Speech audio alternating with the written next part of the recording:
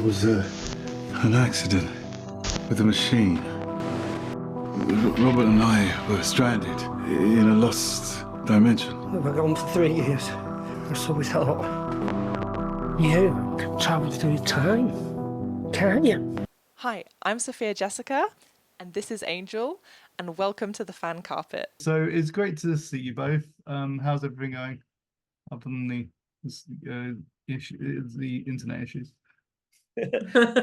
Very good, yeah. Better now. Yeah, we just got back from showing the film in a festival in Greece, so Okay. the weather change is hitting us hard this morning. Yeah, it was. It's very, very cold now. Sorry, I'm kind of ready for it. So How was Greece? How was Greece? it was really good. Yeah, it was like I don't know if you want to go. I mean, well, yeah. I mean, basically, it's a festival. Well, that was the festival that we organised, so it was quite a lot of work. Nice. But yeah, we kind of. I mean, we've been showing Time Travel is Dangerous around like all sorts of festivals this year, so we've kind of been traveling a lot. And then we kind of ended up at this is. I mean, it's not. We've got another couple coming up actually, so not quite over yet. But then I guess we've just spent a lot of time at festivals this year, and then organising one was kind of like the kind of final. I don't know. I think I'm okay to have a little break from festivals now. I think, much as I love them. And then we've got our digital release coming up, of course, and an event at Alexandra Palace this weekend on the 27th, which we are working towards as well. So we've got lots on. Cool. Sounds good. So what can you tell us about Time Travel is Dangerous and what it was that made you want to tell this story? Well, Time Travel is Dangerous is actually a mock doc about two real-life best friends, Ruth and Megan, who own a vintage shop in Muswell Hill. So if you're in Muswell Hill, you can go and visit it. And they find a time machine and they go back in time and they steal things from the past to sell in the vintage shop. So obviously they start breaking the universe and strange things start to happen in Muswell Hill. But yeah, it starts off as a mock doc about two real people and obviously becomes more bonkers towards the end. I mean, Chris kind of touched on it there, but I feel like I mean, the film itself is fiction, but Ruth and Megan are real people with a vintage shop in Muswell Hill who play themselves in the film. So that's what's kind of a bit unusual about it. But yeah, it has also made it quite fun. So it's like it's more with an element of reality. Yeah. Cool. Excellent. So what does it mean for you both to be storytellers and tell stories in this way?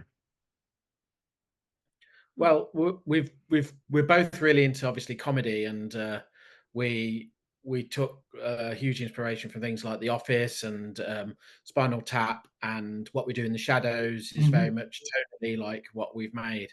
And then obviously I'm a big sci-fi person, so where the film really transitions into more of a Terry Gilliam-y, crazy art department-y, very strange world. We end up in another dimension by the end of the film. So I think both of us telling a story which goes from like reality into such weirdness, I think that's something we hadn't seen before. And everyone has told us this is quite unique in they've not seen this particular way of approaching time travel. So I mean, it was really fun for me and Anna because we've kind of we've never done sci-fi before. We normally do so I write and direct my sister, which you know, but I don't know if people but we usually do like rom-coms, coming of age, kind of that more kind of human stuff. So doing sci-fi seemed like really different to us. We wouldn't probably have ventured into it if it wasn't for Chris, but we were kind of drawn to it from the like friendship between Ruth and Megan and their kind of duo relationship, trying to run a shop and have these kind of like best friend kind of struggles.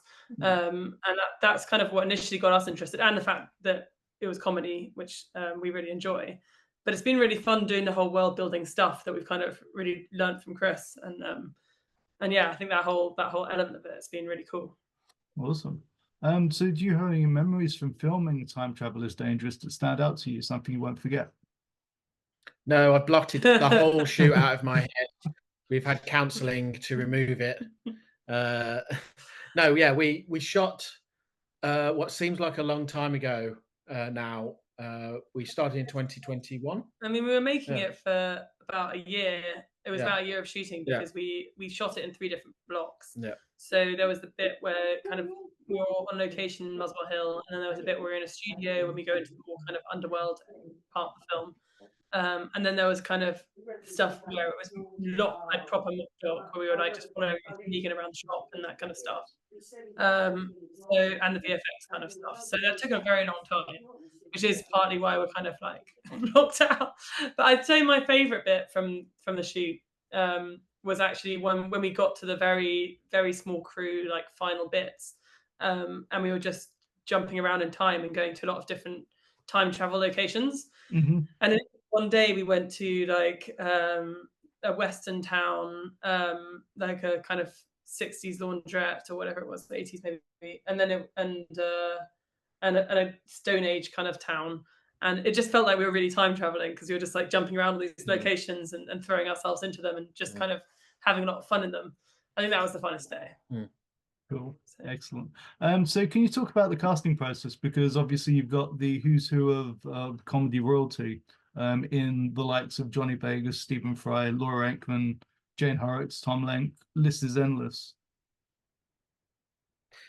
Yeah, we were really proud of the cast we managed to pull together, and it kind of did snowball from obviously.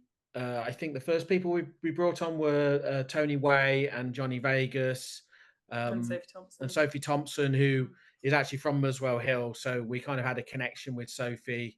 Ruth and Megan knew her. So we started off sort of adding this ensemble of people around Ruth and Megan, because Ruth and Megan are excellent actors, and we've had so much like feedback saying how great they are, and they are great. And then we knew we had this sort of ensemble group of inventors that we needed to put around Ruth and Megan. And there's basically in the film there's this club of is a secret inventors science club basically, and they're the sort of antagonists of the movie, and they're kind of the rub. They're the ones who try and stop Ruth and Megan having fun with the time machine. So we kind of populated that with some like real sort of household names in comedy, and we had so much fun shooting with them all, and working with like some really experienced actors, people with like years and decades of work behind them. Yeah, absolutely. Yeah, it's fun. A lot of them, like, I mean, the ones that, I mean, Johnny Vegas, for example, he'd like, we'd always shoot the script exactly as we had it. But then we were also like, do you want to just kind of do a bit of a wild take and see if you want to add any more jokes, you know? And then like they kind of just run off, like, especially he always had a backup of like a load of really funny stuff. And then we had so much to choose from in the edit. But a lot of them were like that. Yeah, like we kind of made sure that we had enough to shoot the script, and then we were like, now see what else you want to come up with, and then that was always a fun bit. Yeah, a lot of those are probably not safe for work. Yeah. So you mentioned a few things like the you've got a few more festivals, but what's the future hold for Time Travel is Dangerous, and do you feel that there's more story to tell within the world that you created? I mean, well, what's next for the film is that we've got one more big event that we're doing that's live in Alexandra Palace. We've got some of the cars coming down for the Q&L, and yeah, that'll be so then people can watch it at home for the first time. It's exciting for us that now, like, finally we can kind of do one last event and then say now you can watch it at home. Yeah, I guess in terms of like more in the world. Yeah, we're always thinking about how we might grow the world. It's just we have so much on our plate at the moment in terms of like showing it to the American audiences. Now is going to be our next push, and people are always asking where we might go with it, but we're so busy. Yeah, I mean, there's so much other cool stuff you could do, and yeah, I mean, it's like it's been such a fun world to build. So and there's a ton that goes on in the film. You know, it's a very densely filled world that we've built, and the adventures are completely crazy, and there's quite a lot to take in. A lot of people watch it like 2, 3, 4 times and like, oh, there's all sorts of extra little things in there, and we've worked hard to make sure that the story works on the first viewing as well as like the fifth viewing. So there's plenty to get out of what we have here. You're like, you don't need another film, just watch the same one again. You don't need a TV show. But if you had the chance, you would expand it. I think it would be, I think it would make a good TV show, really. Because there's so many. I mean, when we first started writing it, like when I first met Chris, he had a whole bunch of little stories that they kind of developed. And actually, one of the jobs was kind of stringing it together into a feature when it actually felt quite episodic at sometimes. Because there are so many cool ideas of like adventures Ruth Megan could go on. So I think it would make a cool TV show, but Yeah, like the budget's going to be massive, but visiting like different eras, like each episode, like a series of 8 episodes, and they visit different periods in time. That'd be cool. And we are trying to with Ruth and Megan being real people, we also want to make sure that people know that there's a real shop in Muswell Hill, and it's all real. Like, you can visit all of our locations basically. Like, there's places like Audio Gold in Crouch End where we shop for a scene. So there's lots of like meta explorations that our audience could go and do if they really wanted to. Cool. Just makes it more fun, more immersive. So are there any other aspects of the industry that you'd like to pursue, or do you feel that you've hit your stride as filmmakers? Do you mean other aspects, like not film, or like? No, like within the industry, like something that you haven't tackled yet in the industry, because I know you're obviously writers and directors and producers. So, but is there something else that you want to be doing, or have you hit your stride? I want to carry on writing mainly, and I mean, so this film, like, me and my sister were writer producers on, but we normally are writer directors, and I think I'm more into being a writer director than producing. But yeah, I mean, we'd like to make sort of bigger and bigger films, really. I mean, that's our ultimate ambition, because the more budget we have to do stuff, the more interesting things, or like the more we can kind of have ideas and actually make them. I mean, this film took us so long to get made. Because of the fact, I guess, that we're early in our careers, and it's such high concept as well. We're working on new things. Shakespeare Sisters are working on a book adaptation for the next thing. Yeah, we've done. So me and my sister just wrote and directed a film called The Upside of Unrequited, which is a coming of age film based on a book, young adult book by Becky Albertalli, who wrote the book behind Love, Simon. So yeah, we nearly finished that. We're in the last bit of post, so that's our next project, which is exciting. And I think that's probably the area that we'll continue in, that kind of rom-com coming of age. That kind of side of things, probably more so than sci-fi. But Chris will probably continue in sci-fi, I imagine.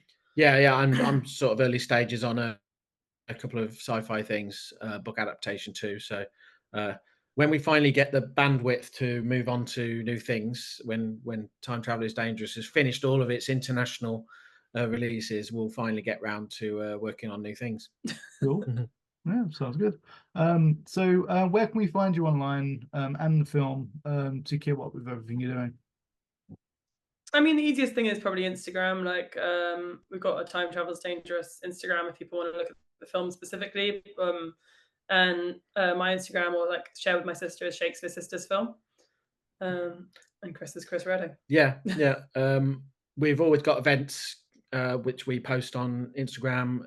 If anyone is around in London this weekend on the 27th, come to Ali Pali. We're showing the film, and we have like a vintage market and lots of art and props and things from the film as well. Cool. Excellent. Yeah, some cast there and lots of special guests as well. Nice one. Okay, well, brilliant. Well, I'll leave you to it. But thank you so much for taking the time this morning. And congratulations with the film. Thank you. Thank you so much. Thanks for having us. Care. No worries. Take care. Bye. Thank you for watching The Fan Carpet. Please follow us on Facebook, X, and Instagram for more content. Bye for now.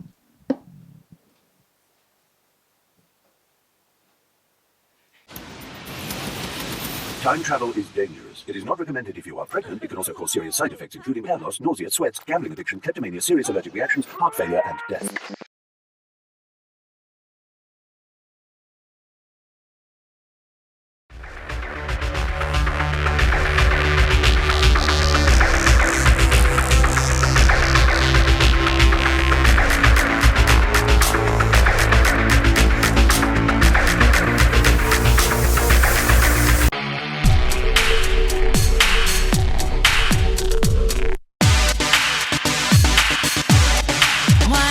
You show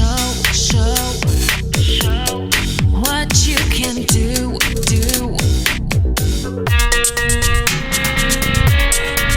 I hear a siren. Maybe you were wrong about me. I'm dangerous and still. Why don't you give me a sign like the sea? Your problem is mine. Everybody thinks that I'm okay. Sometimes I think I am too. I'm on the outside looking in. I'm waiting for the shockwaves to begin. Oh, won't you let me hold you for one time? Just a rainy day in a London cafe. A London cafe. So give me one last serenade.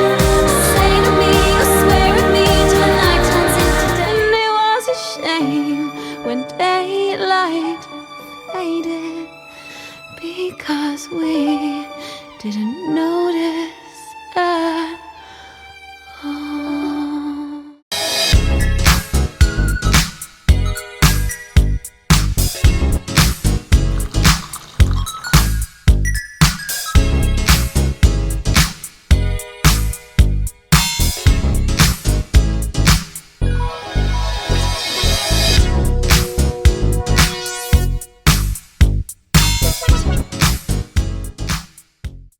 Thank you for watching The Fan Carpet. If you like this video, be sure to click that thumbs up button at the bottom of your screen. And also be sure to subscribe to the Fan Carpet YouTube channels. They're absolutely free and so much fun too. Be sure to check out the official website, thefancarpet.com. Also, you can follow us on Facebook, Twitter, and Instagram to stay up to date with reviews, competitions, the latest news, and so much more.